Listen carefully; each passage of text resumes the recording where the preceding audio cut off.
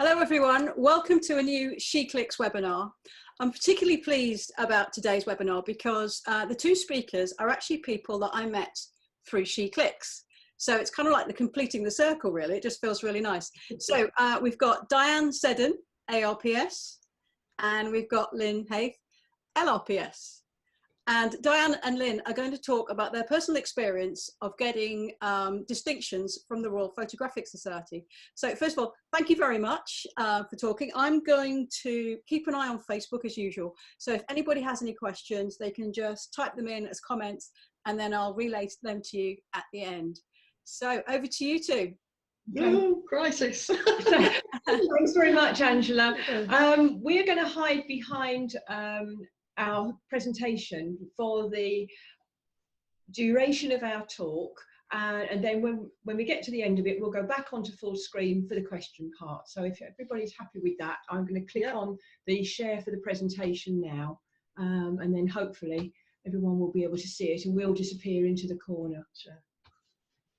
Okay, does that look as though it's working? Yep. Okay. See the screen, it looks very good. Okay, thank you. Excellent. Right, so let's move on to introducing ourselves. Okay, I think I go first, don't I? On this one. Right, okay. So my name's Diane Seddon. I've met a few people from SheClicks. I met a few people when we went over to Scarborough. We went to Bempton. Bempton Cliffs, that's the word. So I met a few people there, so that was really lovely. I've been a photographer, full-time photographer for quite a long time. I retired last year in 2018. My dad was a photographer, he was a wedding photographer, so I sort of followed on in his footsteps. But I also worked within the insurance market for many, many years, and I actually left insurance to take on photography full-time. I went to college. Went to Stockport College and did some courses there, and then I went into wedding photography and event photography and corporate photography, and I also worked for an agency. I started off, did my LRPS many years ago, and then did my LRPS a few years ago and ARPS last year. And I think that's really enough for me. I've been a member of a few camera clubs and I judge as well for clubs and I do talks for them as well. That's me. That's you, okay. To me, when I retired following a career in administration, management, education, and the first 20 years of that were in central London before moving to northern Lincolnshire. In addition to photography, I've had a lifelong interest in art, especially stitched textile art, and I've always taken photographs since my first camera, which was a second-hand Kodak Brownie 127 when I was 13 years old. But I've really only been really serious about photography for about 12 years. I'm a member of a number of clubs as well as the RPS. And I've also done several courses, including City and Guilds and a distance learning course that was run jointly by the Royal Photographic Society and the Open University that was designed to lead students towards readiness for LRPS. I don't particularly specialise, but with my interest in textiles, I'm very much drawn towards abstraction, pattern, colour and texture. I've been a judge of camera club competitions in Lincolnshire and the North and East Midlands for nearly 7 years. And I also give talks, but to be honest, more often about my textile work and only occasionally about photography. Back to Di on this one.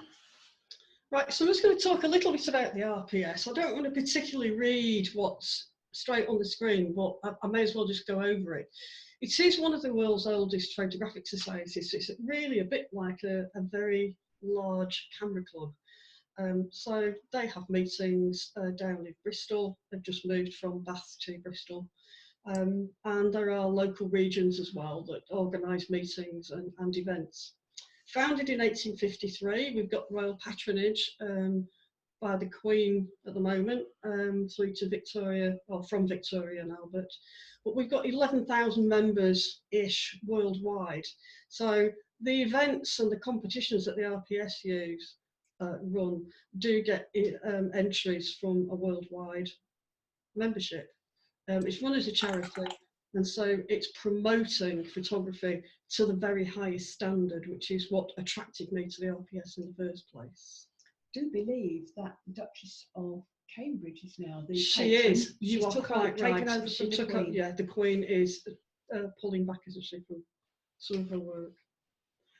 There are 3 levels of distinction: licentiate, associate, and fellowship.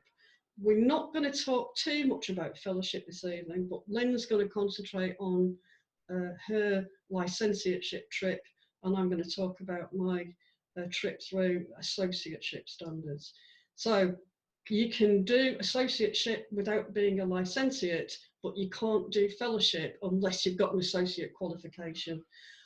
Members and non-members can apply for the distinction, so you don't have to be an RPS member to do these. You do for fellowship, but not for the first 2. But to use the letters after your name, then you've got to be a paid up member of the RPS. Okay, so now it's my turn to tell you why I went for LRPS.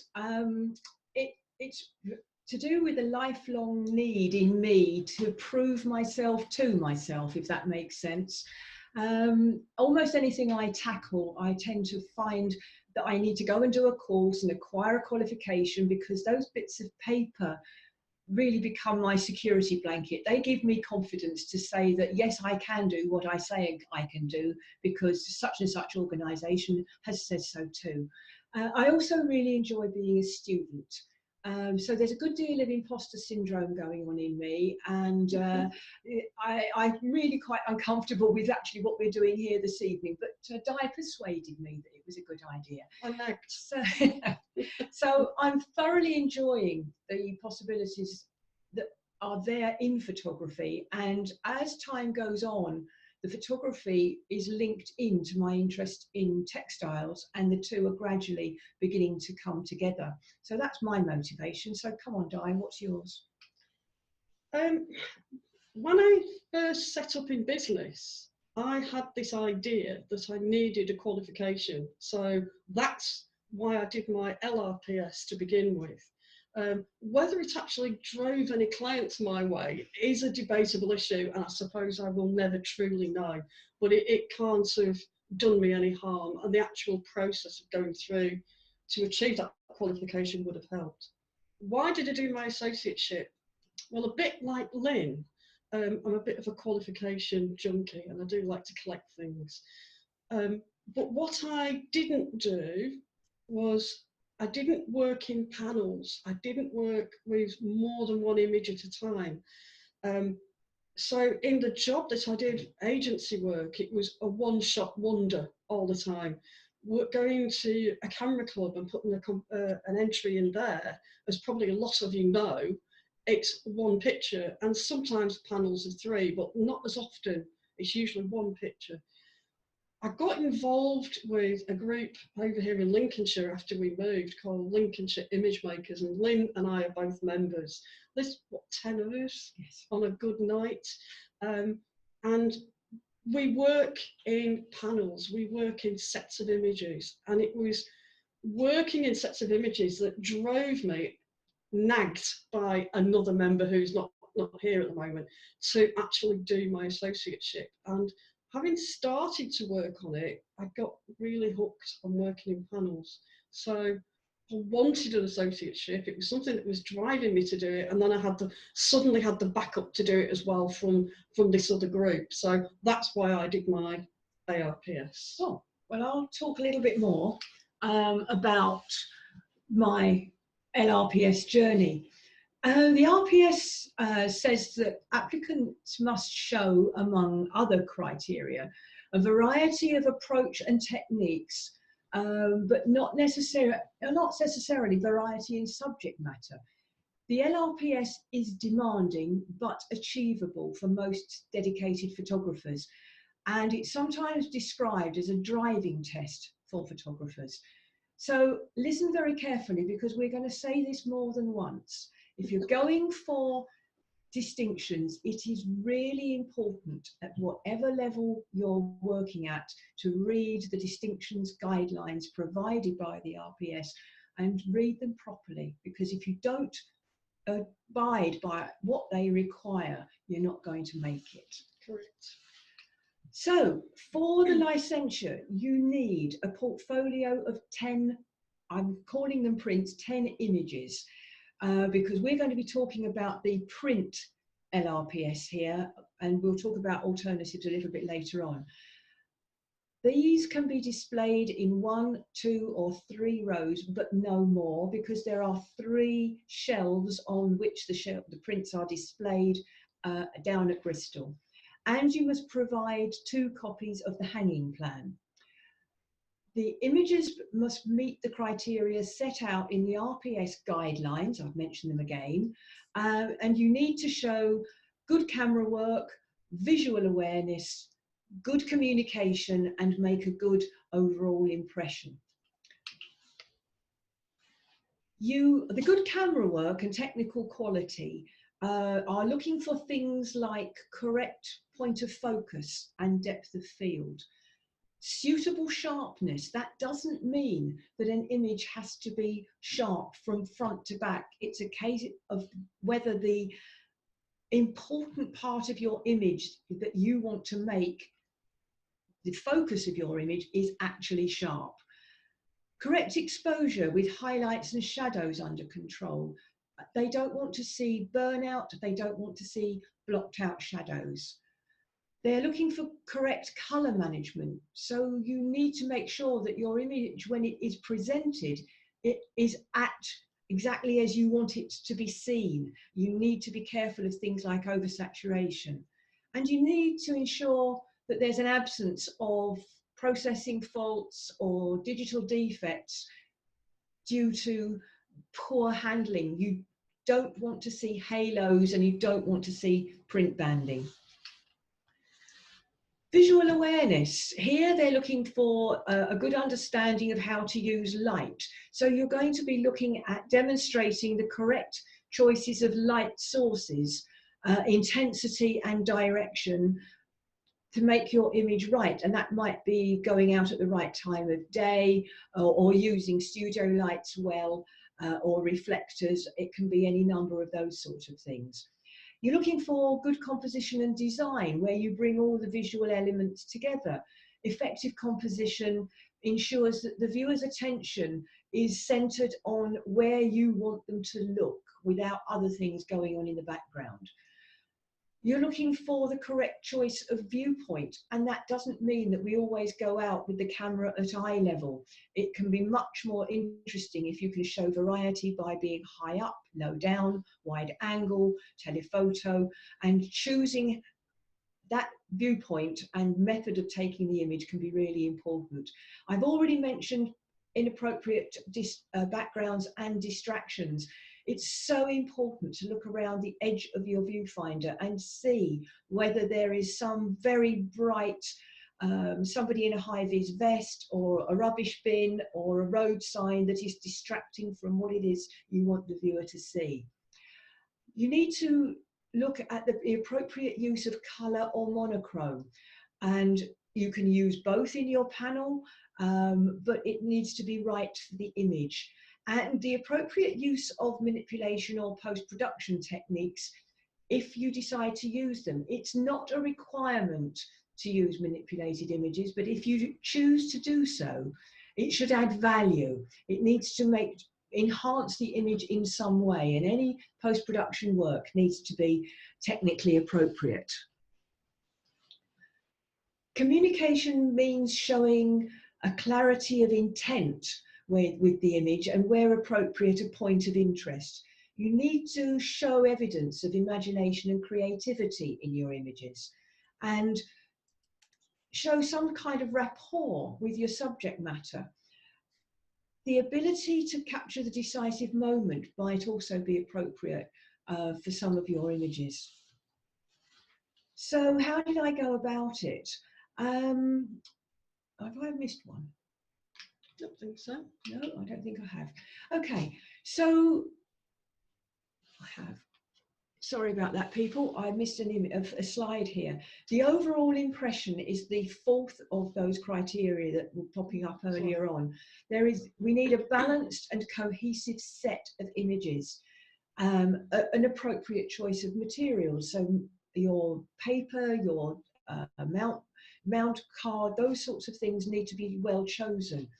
And a variety of approach. It's essential to show different skills and techniques at licentiate. It's different when you get to associate, but at licentiate you're showing your range and of skills. You need to avoid repetition of similar images. So if your thing is going out and photographing birds on branches, or birds on sticks as they're often rudely called, you don't put 10 images of birds on sticks, even if they're different birds, because people failed for that. They have indeed failed for that, and we'll mention more of that business of repetition later on. The selection, editing, and the way you present your images must show clear evidence that thought has been given to the layout or the sequencing of the submission.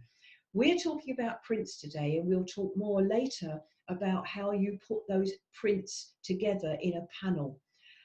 The alternative, which again will be referred to later, is to present as a projected image or image for screen, and then you have to, sequencing comes into the equation, and that is something else again. So how did I actually go about it? Well, I would say if you want the Society's distinctions, I think it's fair that you should jump through the Society's hoops in order to achieve them. There are lots of different approaches for gaining a distinction, and for some people that will mean putting up what they think is a reasonable panel and maybe taking it to an advisory day, and for the advisors to then say, okay, well, you're nearly there, but you need to change this one, do that to that one, and make some alterations. They will go away, do what's required, and submit.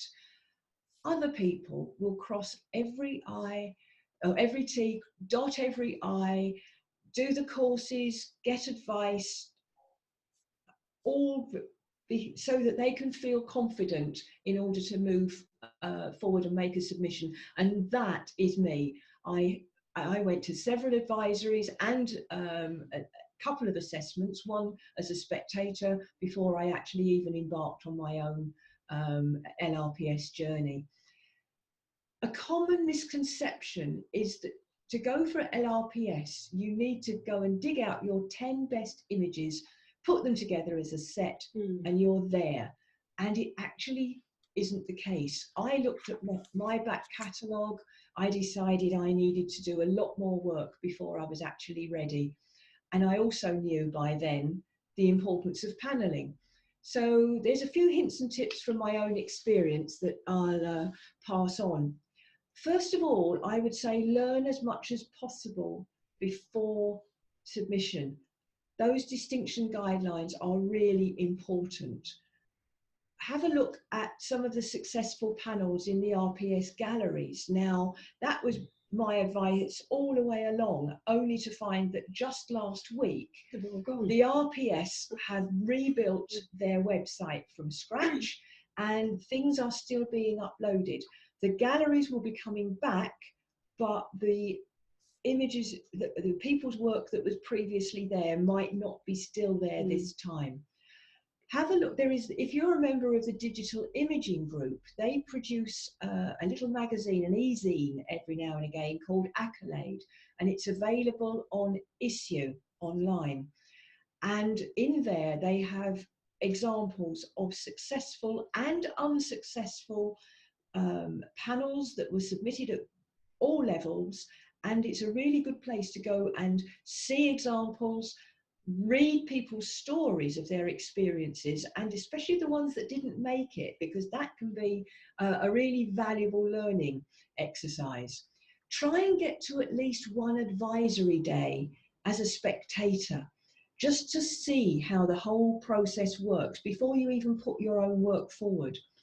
And if possible, get one-to-one advice from an LRPS assessor. They are available. If you happen to have any in your area, you can get that one-to-one advice. We've mentioned the importance of panelling. We'll come to that a bit later on. And finally, when you've done all the background work, done your homework, to go to an advisory day with your own 10 images and a maximum of 5 spares. And then they will give you some advice and you can see where you go from there. Getting your images ready to submit. You need to show a variety of styles and techniques. So we've already said that licentiate is your driving license. So you need to show that you're in charge of your camera and you can control focus, depth of field, and all those sorts of things. You need to show good composition, the use of light, the lack of distractions, appropriate use of monochrome, and show that clarity of intent.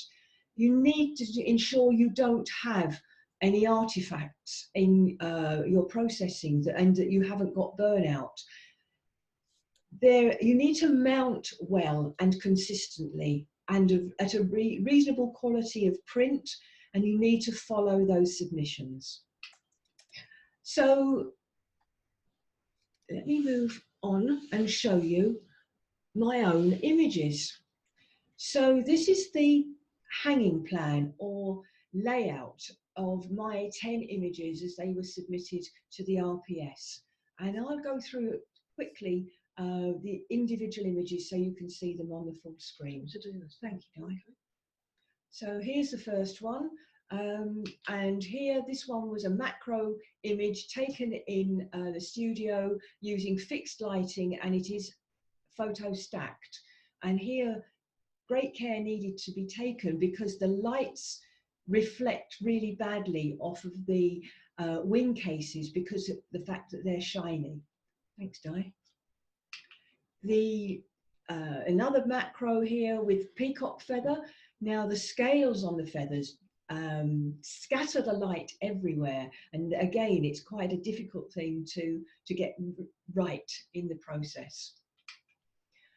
Macro in the field using natural light, at least the caterpillar doesn't move very fast.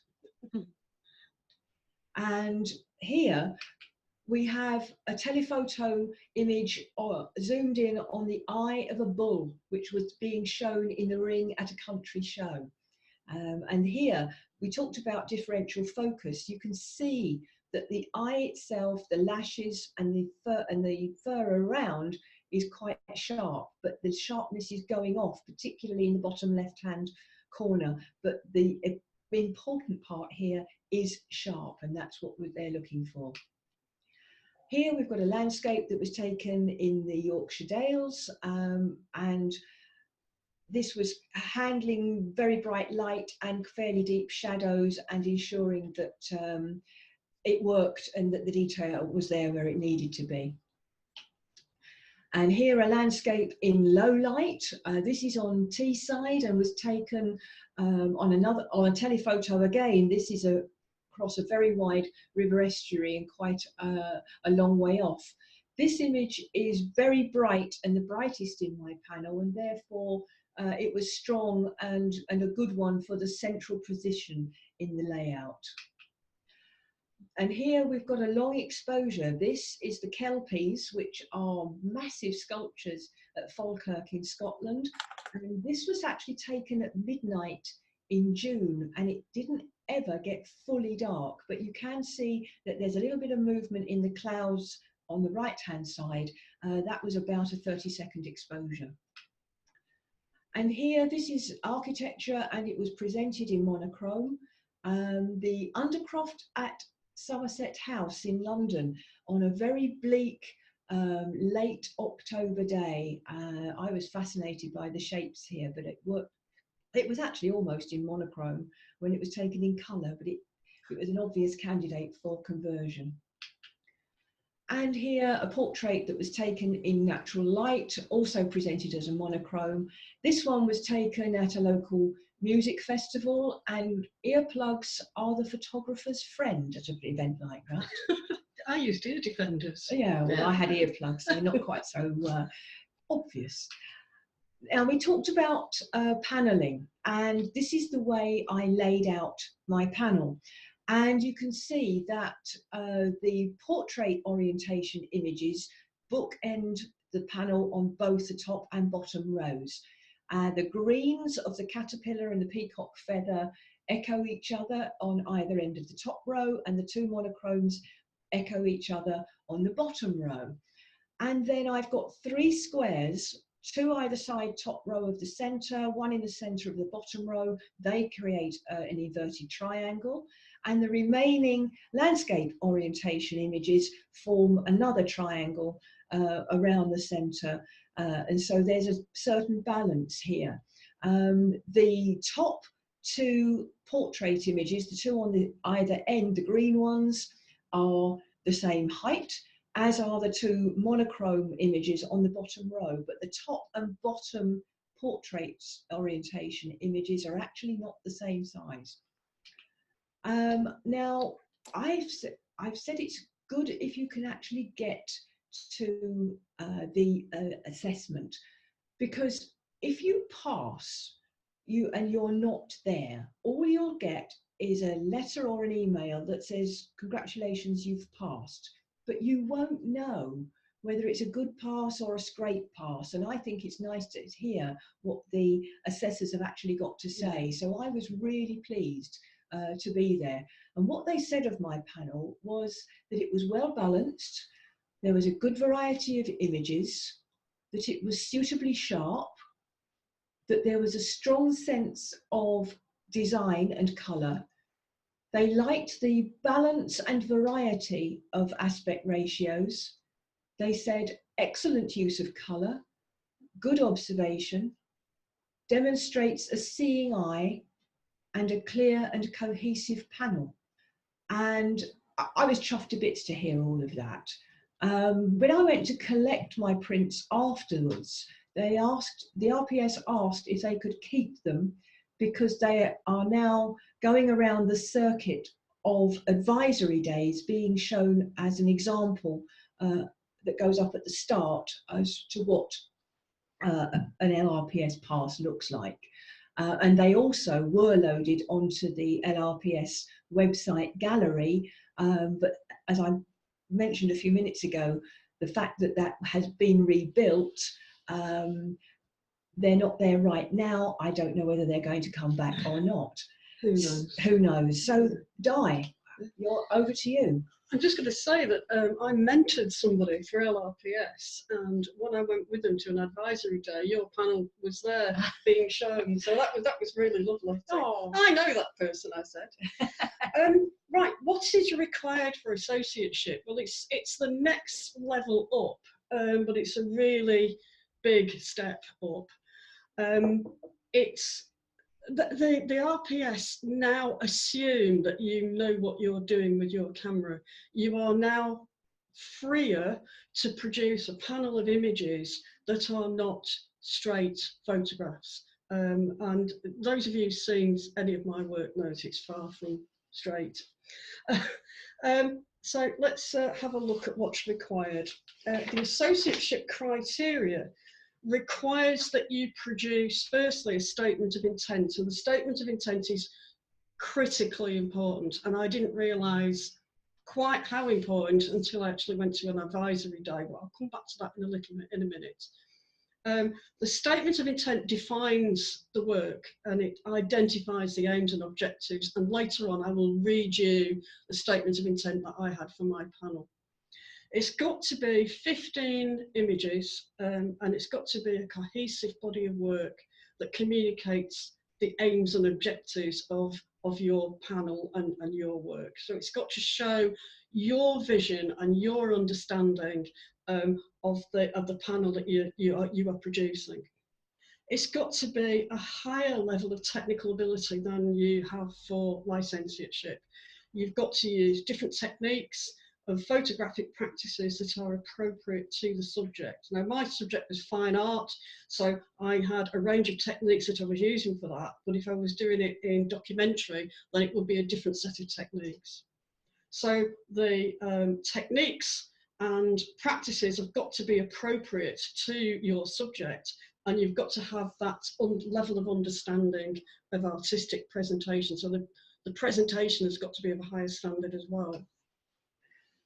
It's got a set of genres that you can choose from. So unlike a licentiateship, where you can use any set of images that work together, here you've got to bring them together more cohesively. So the first one is applied photography, so photography that's been produced for a specific end purpose. So if I was producing images for a book on natural history, then that would be for that specific end purpose. We've got conceptual and contemporary. So a visual realisation of a stated argument or an idea. And these next three, applied, conceptual and documentary, can overlap to some degree. So what I would suggest is, if you are unsure at all as to which genre your prospective panel is going to fit into, speak to the RPS, send a set of images to them and say, where do you think this best fits? If they say it's applied and you think that it isn't, then you really need to listen to them, because when I went to an advisory day, a chap produced a set of images and he was having it in documentary, and they said, nah, we really think this is applied.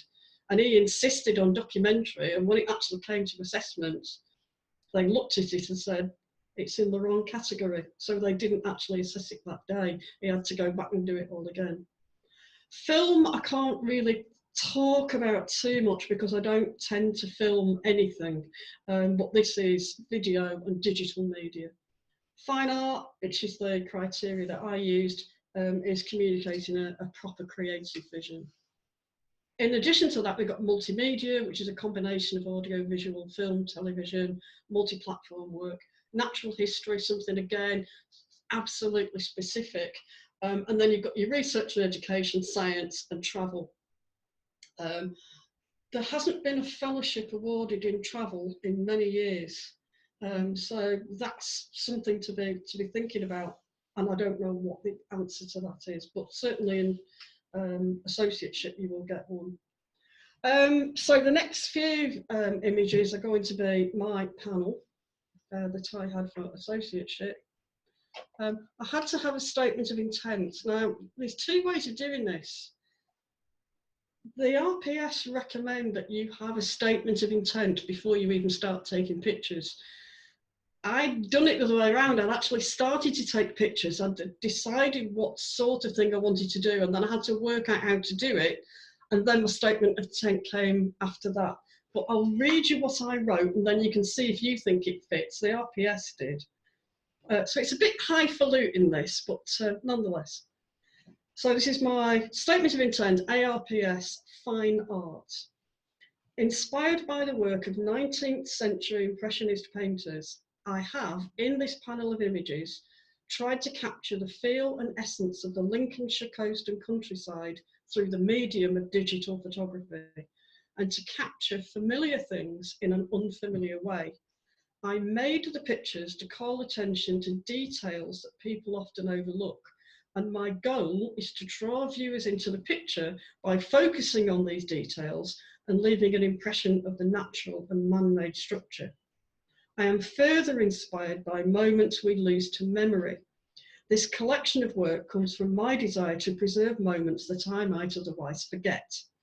The somewhat muted colours that appear in the images represent the flatness of the Lincolnshire landscape and the soft light that is so typical of the county.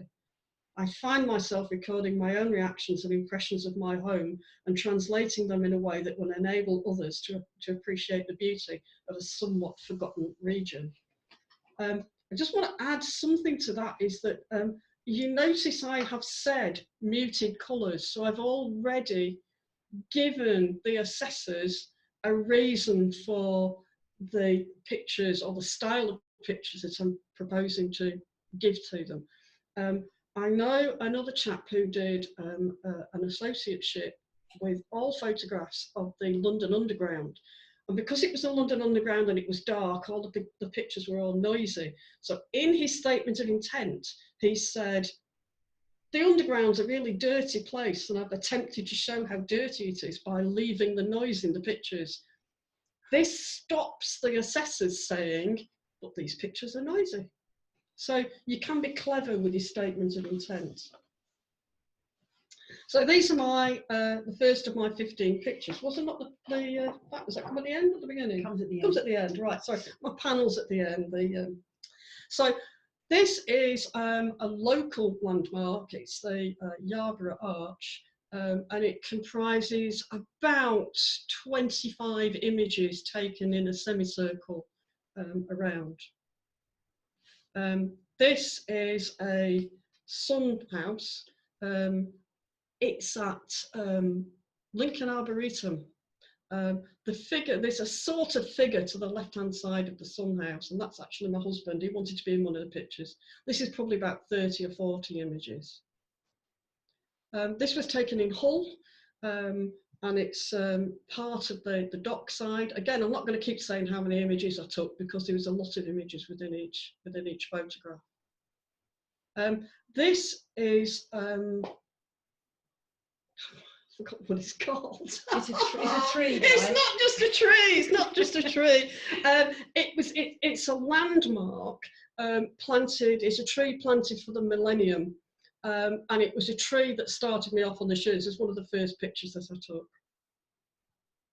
took. This is taken in one of the local garden centres, for want of a better description. It's a folly. And then I went back to the beach. This is Cleethorpes Beach with the big wheel. There's a person at the bottom of the picture walking their dog.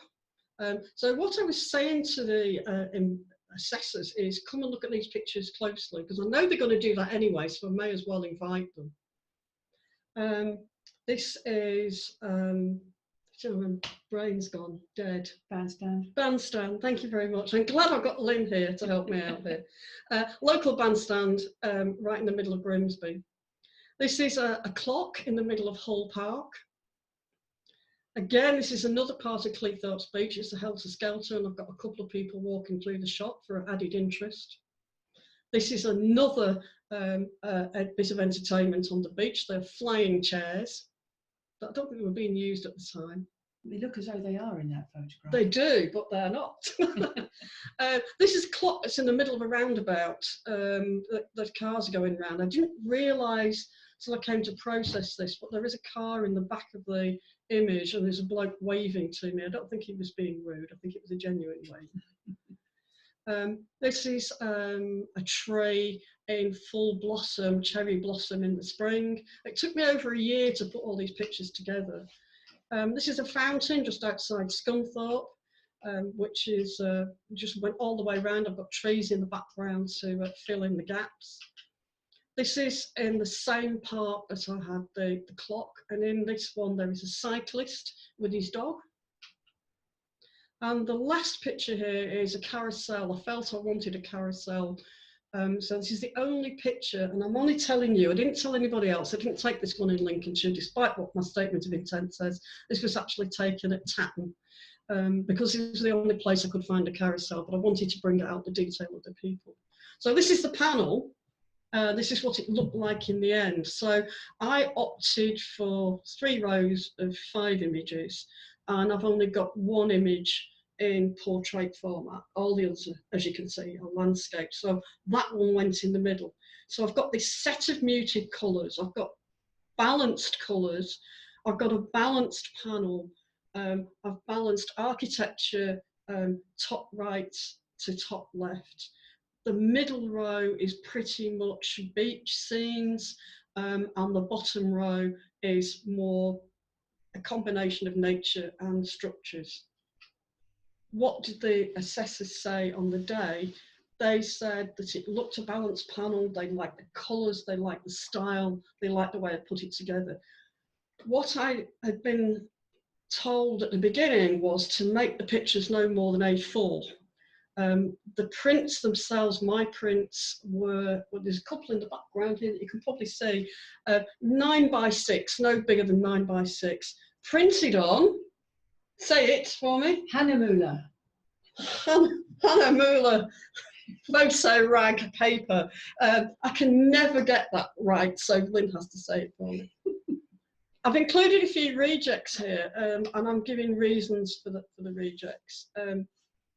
This was a picture that stayed in the panel for a long time, and people kept looking at it and saying it doesn't fit, but I liked it and I wanted to keep it. With your L and with your A, at some point you've got to realise that you've got an investment in it, you've got an emotional attachment to some pictures, and they're not going to work. This was never going to work. It had to be out in the end. It's the only industrial style picture, and it just didn't work in the panel. This one didn't work. It's the new memorial at Bomber Command in the middle of Lincoln. The reason this one didn't go in is that it's too simple. There isn't enough in it. I've got a little bit of sky at the top, but then I've got a lot of white. The structure itself wasn't interesting enough to hold in the panel. Not in that particular style, anyway. Not in that style, no. This is a bandstand that I really liked and would have liked to have had in the panel, but I'd already got a bandstand. And it's the same with L as it is with A. Repetition. You can have too much of the same thing. I could have done 15 bandstands and they would have just rejected it. So this one had to go. Well, we're coming back to me now. We've already mentioned the needs to take good quality prints. A company or a friend can print your images, but the responsibility of the printing is yours. So remember that what Di just said about the RPS recommends printing no larger than A4, and you can do them smaller. Smaller images in large mounts can look very effective. Again, you can see from the images behind us that having a fairly large mount with a small image, it gives each picture room to breathe. Now, the maximum height of a mount is 54 centimetres, but most people use the standard 50 by 40, but you can mount smaller if you want to. We've talked about the need to use good quality mount board, and remember, you must remember to back your prints. And if you're cutting your own mounts, remember to put a new blade in the mount cutter, because it makes a huge difference to the quality of the presentation. But you can buy ready cut mounts or have them specially cut. Now, Di's mentioned her use of Hahnemuller, and it was fine art photo rag. For licentiate, I was recommended to use a Photo Speed Pearl 290. Mainly because it's a luster and it's a good all-purpose paper for work. Now, of course, there are similar papers made by other manufacturers. One thing I would say is that when the prints are presented down at Bristol on their 3 shelves, the lighting on them is daylight adjusted and ferocious. It is really, really strong lighting, and a gloss print reflects the light off it in a really bad way. It doesn't look good in that room at all. So going for a luster on licentiate is a good idea. The mount board I was recommended was Haith, which has got a very slight texture to it, and it's just off white, and it comes from a company called Pinnacle. Again, there are different manufacturers that all do different things, but don't just get the cheapest student quality, because the good quality mount makes a tremendous difference to your image. And yours came from Cotswold mounts. Cotswold were really good. When I rang them up, they said, oh yeah, we know all about people doing RPS distinctions. What do you want? And I said, I would like a sample pack, please. So they sent me all sorts of samples, and I was able to choose a colour. And then I asked them to cut me 4, and I tried them, liked them, ordered some more. And then when I went back and wanted another set, they'd already got your previous order and they can just reproduce it. They were brilliant. The mount holes, apertures that they have on their website aren't just the ones they do. So if the aperture you want isn't there, when you ring them up, say, this is the size that I would like, and they cut them, I think it's about 3 mil smaller, so you've got a little bit of space left for mounting. So they are very, very good. I can highly recommend them. Excellent. So we've mentioned this idea of panelling. Now, I had the opportunity to attend an RPS workshop in the East Midlands region of the RPS, and it was run by David and Joan Jordan, who are FRPS and ARPS respectively. David is an RPS distinctions assessor, and he and Joan have had a lot of experience in both panelling and in sequencing. And it's worth looking around for any other region or offering a similar workshop, because it was really useful. I said before, it's not just a matter of putting together 10, or in the case of Associate, 15 good quality images, well presented and carefully mounted. How you present them all together is equally important. That arrangement counts as your 11th or 16th image in your L or your A panel. So L panels are often arranged in 2 rows of 5, and for your associateship it might be 2 rows of 7 and 8, or more commonly, as you mentioned, 3 rows of 5. And you can use each row in an associate panel to tell a different aspect of your associate theme. So you may have different aspects that might be 5 images each. It doesn't all have to coordinate in the same way. Images, as I've shown you in my own panel, don't all have to have the same orientation, and you can use squares or panoramas, but don't forget to align them in some way, tops or middles or bottoms. It really does make a big difference.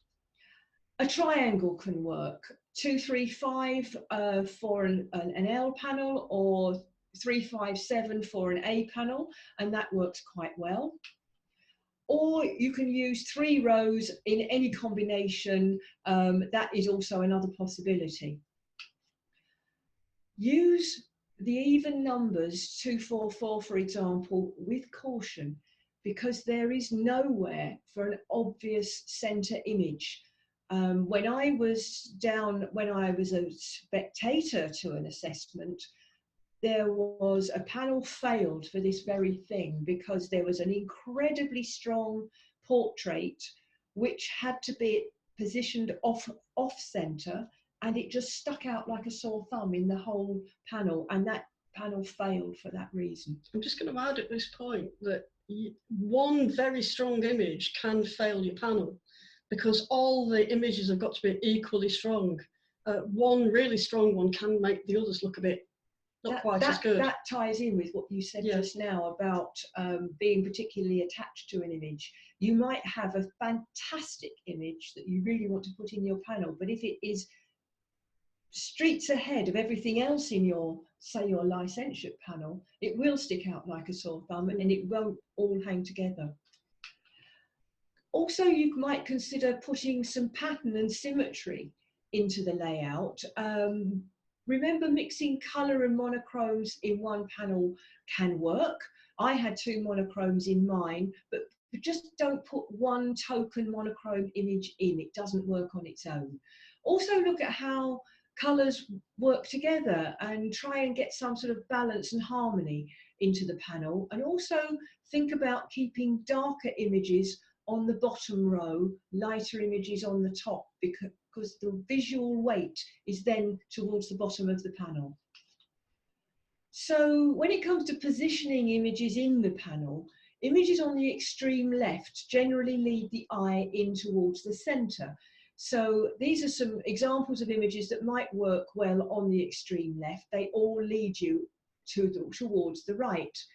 And the first image on the top row is often going to be quite strong, because it's the first one that will be put up, and the assessors who are sitting observing your images going up on the shelves will take their cue from that first image that goes up. So if you whet their appetite and everything else follows, that can work very well. Yeah, bear in mind as well that once the images are up, the assessors are going to stand up and walk up to them and pick them up. Yes. And inspect them very closely. Absolutely. I would also say that the motorcycle images could work on the right hand side as well. It could, because they're leaning. That one would work either way. But just a few examples. Here are some obvious ones that are stoppers for the right hand side. Yeah. They're pointing you back in towards the centre. And again, these might be quite strong. And if it's the bottom right image, it works as a full stop to the entire panel. And here are some obvious centre panels, which can be strong, they can be different to everything else, and that's where the odd numbers in your rows comes in useful, because those standout different images work well in the centres. And it might be different in aspect ratio, as you had your centre image was a portrait when everything else was landscape. Yeah. And symmetry within the image can also work well in the centre. Interestingly, when you go back, if you look at my A panel, you'll find that nearly all my images are central. There's not much that's off to one side, but I have done it for the top right hand side and the middle row as well. You'll see them there, but most of my images are central.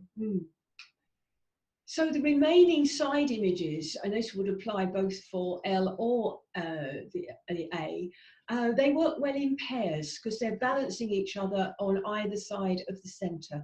And again, they might have a sort of a slight bias to the left or the right according to their position, but they are balancing that central image so that each one should echo the other on the other side. Now, sometimes an image doesn't work in the panel as it is, but it might if flipped. And that can work really quite well. And there's a couple of examples here. Never try and flip an image if it contains text or a logo or somebody playing a musical instrument. And please don't do it with well-known locations or viewpoints, because everybody will know that it's actually been turned round. I'm going to hand back to Diane now. Wonderful. Oh, we've got projected images now. I'm going to go back first of all and say that it's really, really important that you go to advisory days. I went to two. I went to one in Nottingham, and then the next one, as advised by the RPS, was in London. So I went down to London and took my images down there. And then the final assessment was actually in Bath because they hadn't moved then. Projected images, little bit more tricky because at least with a print, you know how it looks. You know that the colours are right. You know that when the assessors see them, they see what you see. With projected images, you've got to be ultra careful with the colour balance on your own computer, because you need to be sure that when it's projected on the RPS's £55,000 projector, 13 feet wide by 8 feet high, that this is going to be absolutely spot on. They are going to see every mistake. One of the things I say to people when I advise them about images is that small prints are safe because you can get away with small errors. But when it's projected 12 feet wide, 13 feet wide, then they're going to see absolutely everything. So the tiniest error is going to be greatly magnified all the time. You need to get the sequencing right. It's totally different to organising a print panel. The images are going to be viewed 10, 15, 20, 21, one after the other. So you need to consider organising your pictures maybe from light through to dark, or if they tell a story, from beginning through to end. We have not chosen the projected route for our submissions, so we can't offer a personal experience on this, I'm afraid. So you need to do your own research, but the RPS will advise you. Just a little bit about fellowship. As I said earlier, you need to have an associateship before you can go ahead and do fellowship. A fellowship is 20 or 21 images, your choice. So you can have 3 rows of 7 if you wished. it has to take you beyond the level and creativity that you would have had at associateship level. And you also have to provide a statement of intent. When you go for your advisory day, it's one-on-one, you don't see anybody else. When it is actually assessed, you can't go to the assessment. It's done undercover and private. And it's also done in 2 parts. So they will look at the images, decide whether or not you're good enough, and then it will go for further ratification. And the first time you'll know whether you pass or not is when you get the email that says, "Dear fellow." And I am aiming to do something with fellowship, but I've not got the right project, I don't think, quite yet.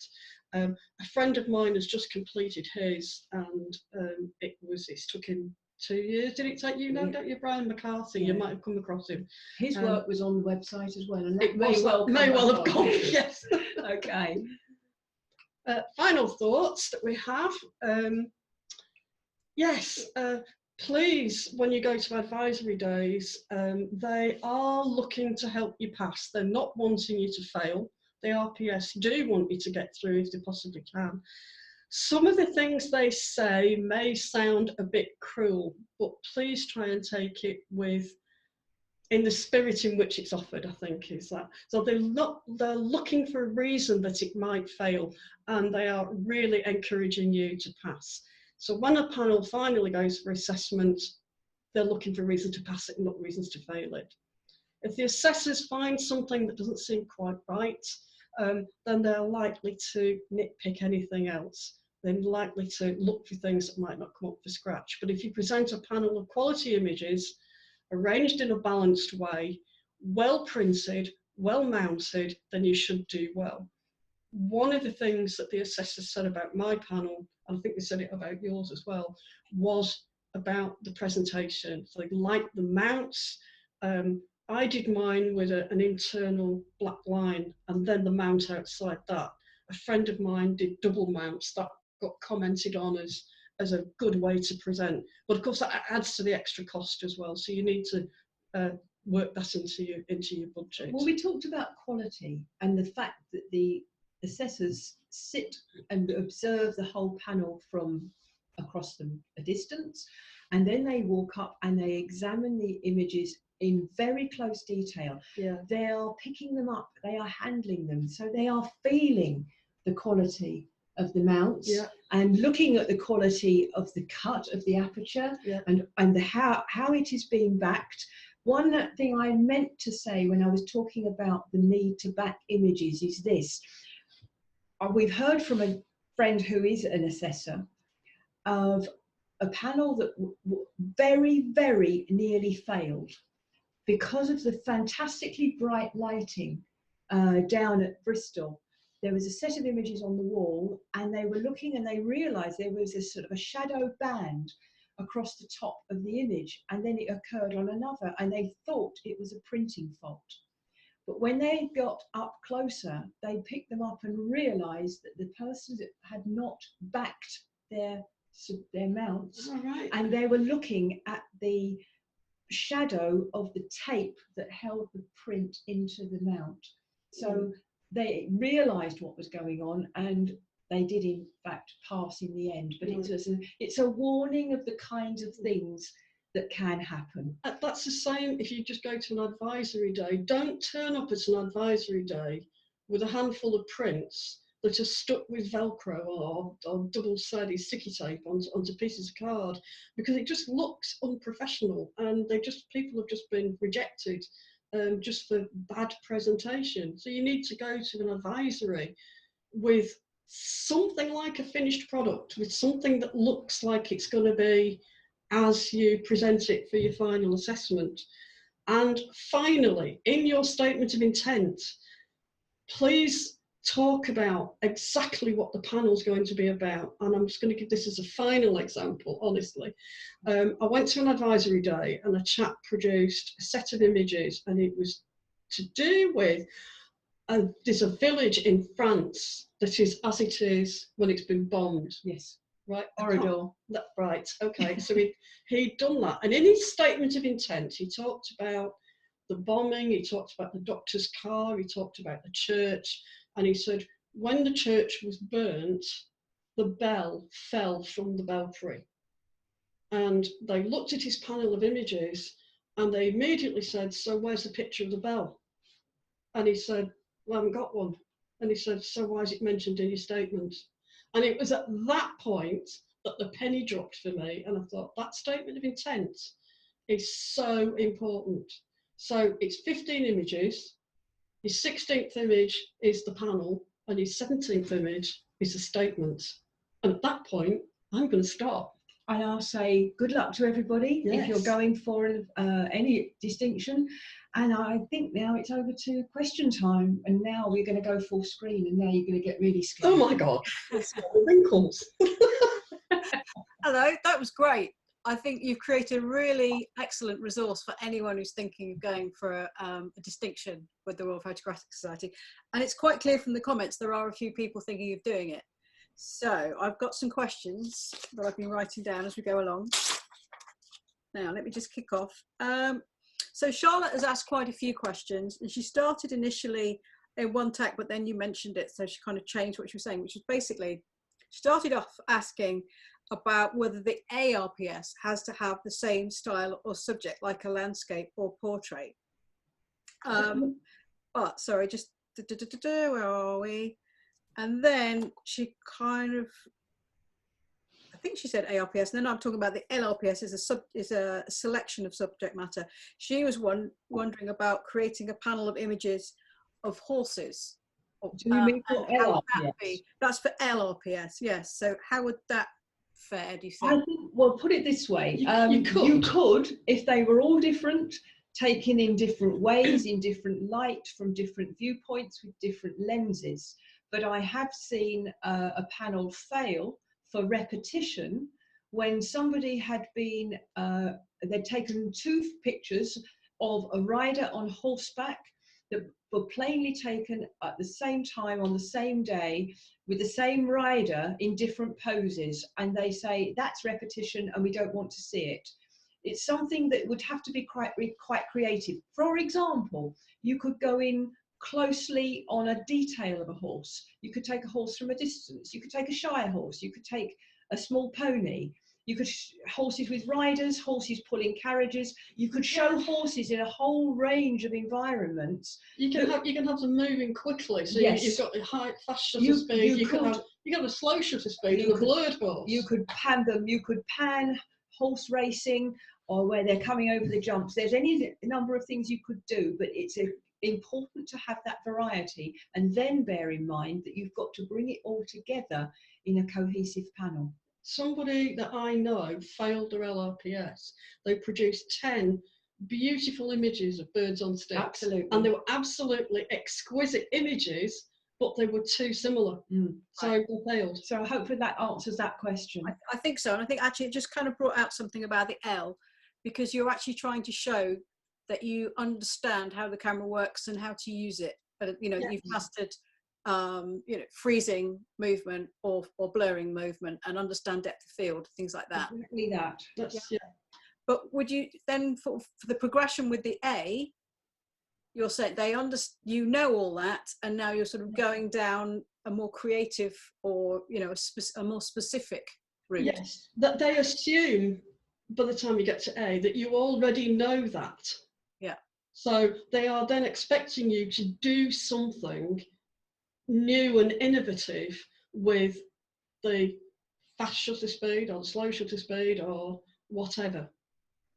Okay. I think the best thing I can say really is look at the examples that are out there, because that is the best way to see what other people have done. I spent a lot of time Googling associateships, ARPS, because you don't necessarily have to stick with the RPS galleries. There are lots and lots of photographers who have passed their distinctions and whose panels are available on the web. Yeah, you can go and have a look.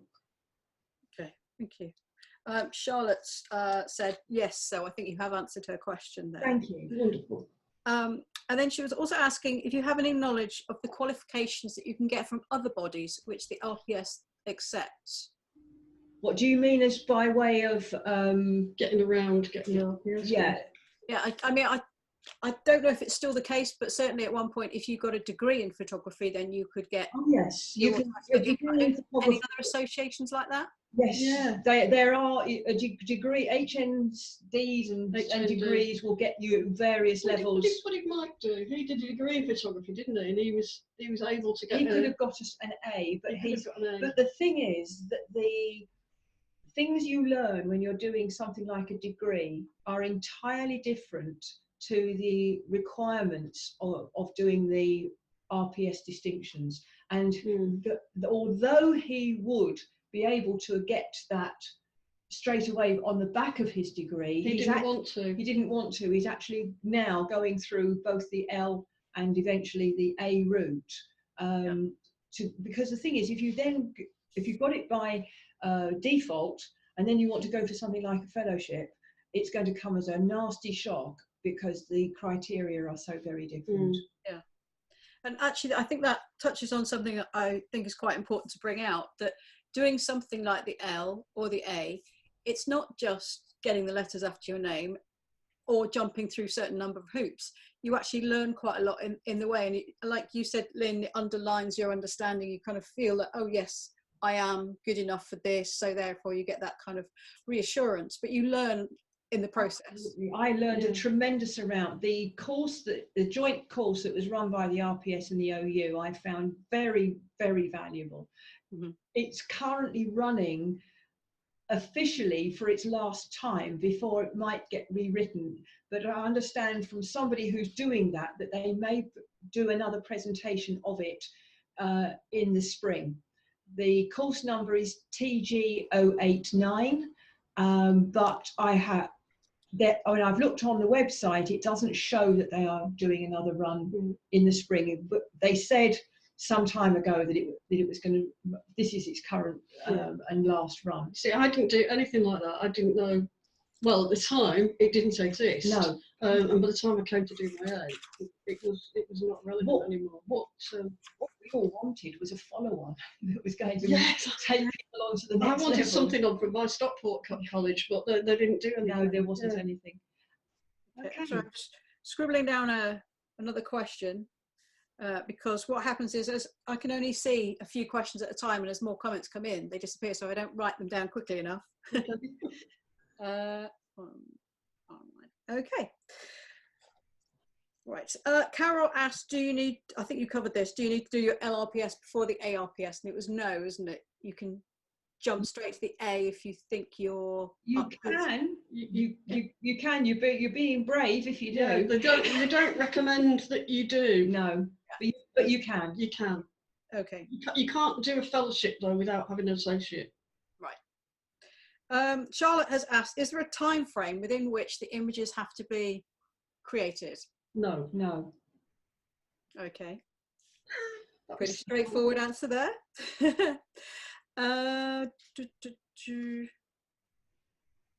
Fiona asked, once you get your L or your A, do you need to keep renewing your RPS membership to use the letters? Yes. I guess, you know, you might get away with it. Like any other professional qualification. I mean, when I was working in insurance, I was an associate of the Chartered Insurance Institute. If I didn't pay my subs, I couldn't use the qualification. When I left the industry, I stopped paying, and that was it, gone. Right. The RPS works in exactly the same way. Yeah. Okay. Oh, something I wanted to ask you about the presentation of the panels, because obviously you were saying about the, you know, you've got to have something lining up somewhere. Now, obviously the bottom edges of the frame are going to line up because they're on a shelf. Yeah. So do you sometimes reposition the image within the mount?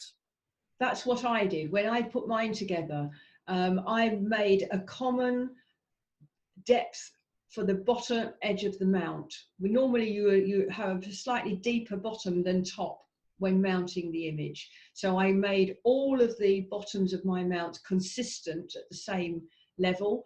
My landscape and square images were all the exact same height. And the portrait images, I turned the mount portrait as well, and I still kept that same bottom margin in the mount so that everything, all the pictures are aligned along the bottom. You can equally do that so that they align at the top, or you can center them within the mount so that all the images center across the middles, as long as you're consistent. Right. Okay. So it doesn't, you know, as long as the final panel looks balanced, it's not that critical, but it's got to look balanced. So whatever you do, keep doing the same thing over and over. Don't muster them up and down on 2 different rows. And it's worth doing, well, not necessarily having shelves like you've got behind you, but certainly laying them out so you can assess them. One of the easiest ways to start paneling is to print your images out almost thumbnail size, you know, 2 or 3 inches. I did mine 6x4. Yeah, or little 6x4s, anything like that. Just print them small, several to a sheet if necessary, cut them up and then spread them around. You can work on a table or something like that. That's a really good way of doing it. And then get somebody else to look at them. Absolutely. Because you will see it and you will like it. And then someone else came along and said, the pylons won't work. But I wanted them to work. I desperately wanted them to work. The colour was right. Yeah. But in the end, I went with what somebody else was telling me. And you have to trust the people. Yes. The RPS are great. They will give you loads and loads of help. You can actually have one online advisory, but you can only have it once. But then you have to go to wherever they're being run. But you can do it. Right, okay. Yeah, you actually, Nicola, that was a question that Nicola's just asked about whether any part of the advisory process can be done online. So you can online, but the cautionary tale on that one is that you have one advisor looking at your images on a screen, and perhaps you're intending to present them as a print. So they will not necessarily look the same. Also, the screen resolution is going to be far less than your print. And I have seen at an actual advisory day where the advisors who are present have had to try and translate what the online advisors have said, and some of the advice that's come back has been brutal and rather difficult to understand the comments when the people have looked at the actual prints in comparison. So it's available for those who cannot get to an assessment or an advisory, and that might be the case for people who are living abroad or in the far-flung ends of the country. Quite understand, but use with caution. Yeah. One thing an advisor at the RPS did for me is that I haven't got the panel done, but I've got a set of images. They weren't the right set of images in the end, but I sent her what I had. And she helped me with the panelling and said, I think you should have this one at this end and this one at this end and this one in the middle, etc. And it gave me a start. And then I was also able to talk to a chap here who is an associate as well, and he helped me. And then I'm also a member of another group of 4, and they helped as well. So I was trying to get as much advice from as many people as I possibly could. But obviously, at the end of the day, the final decision has got to be yours. So you can go to an advisory day. If you don't like the advice they give you and you still think that what you've done is right, you might be right. You know, that's the frightening thing, really, is you might be right and they might be wrong, but they're going to give you best advice based on past experience. So listen to them. Yeah. And just to double check, if you do the projected, go down the projected route, it's individual images. You don't actually do a panel? No, you don't do a panel. What you'll have, you just see them one after the other. It's sequencing. And when I did the workshop on panelling, there was also a section on sequencing. Haven't introduced it to this presentation because it's not the route that I do. But there are options there and something that needs to be looked into. But for the viewer looking at an image on screen in a fairly darkened room, you might think about how you jump from one image to another. So say you've got something that's fairly subdued and the next image is phenomenally bright. You know how your eyes will react when you're seeing that. So having some kind of progression through your images will help in that respect. And it's more likely to be the case in the L, I think, than in the A, because in the A there's a certain cohesion in the theme of what you're presenting, whereas in Licentiate you're showing such a variety. You don't want to be jumping about from one to another. Something to think about, but not something we've really covered here because it's outside our experience. And again, I think you've got to be really aware of your computer screen calibration. And what looks right on your screen might not look right on somebody else's. I take pictures sometimes down to our local camera club and project them with their projector to see what they're going to look like big. Because as anybody who's done camera club competitions will know, some pictures work better as prints and some work better projected. And the only way you're going to know that is to actually project them. And if you've not got a projector at home, then you're stuck with thinking that what is on your screen is what's going to come out the other end. And I'm pretty sure with 55 grand's worth of projector at the RPS end, I would hope it was going to be right. So if you're a little bit off at your end, they're going to look pretty bad. And you won't know that. You won't know that until they project it. And then you could potentially be sitting in the audience thinking, oh my goodness, that looks terrible.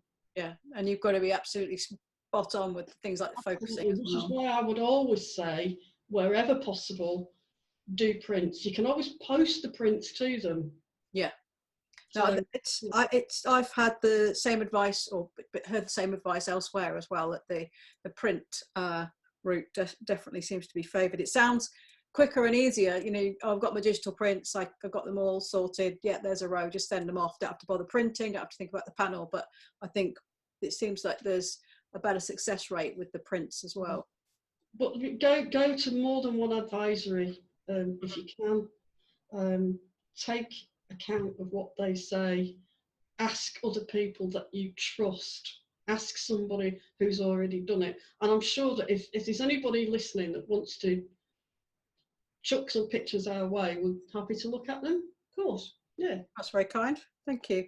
Well, connected with that, Carol asked about how she could find someone to mentor her. And I just wanted to mention that obviously we've got the She Clicks mentoring scheme, which is basically a scheme for anybody within the She Clicks Facebook group. You can set up, you can connect to say you want to be mentored and say the things you want mentoring in, and also people who are prepared to mentor can specify what they are capable of mentoring, and then you just like you can browse and find people that match.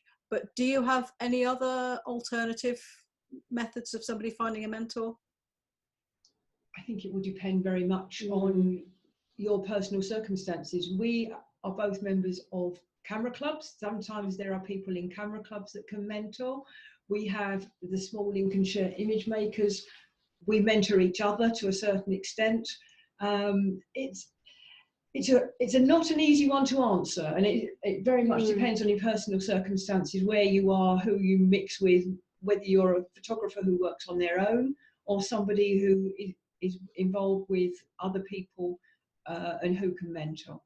Okay, so if anyone wants to try the She Clicks mentoring scheme, when you're on the browser version of Facebook, if you scroll on the left hand side where it says things like discussion, announcements, there's mentorship there and you can sign up. And then I think if you're on your phone, it's usually somewhere near the top where it says announcements and discussion. Just click on mentorship and you can I'll do that. I'll mentor, yeah. Okay. Can I just go on to the distinctions page, or what did you call it? No, on the She Clicks, the main Facebook group. It's not in the. Tomorrow. Okay. Now, where are we? There's another question somewhere. Oh, there was a few comments about your images, Diane. Everybody really liked them, thought it was a really strong panel. And Loie asked whether you use the Pep Ventosa technique. It depends on what you define as Pep Ventosa technique. It's a difficult one.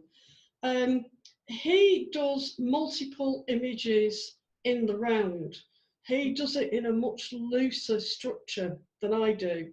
So I'm going to say yes, and I'm going to say no, because although that he was one of the people I was inspired by, I was also inspired by a Canadian photographer who had a whole blog going on fine art photography, and I was in contact with him a little bit, and he gave me some other suggestions.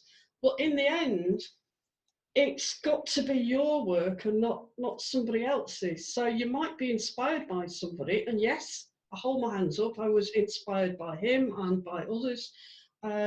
So I don't know quite what you mean by a pet ventosa technique, because I don't know what his technique is. I only know what mine is.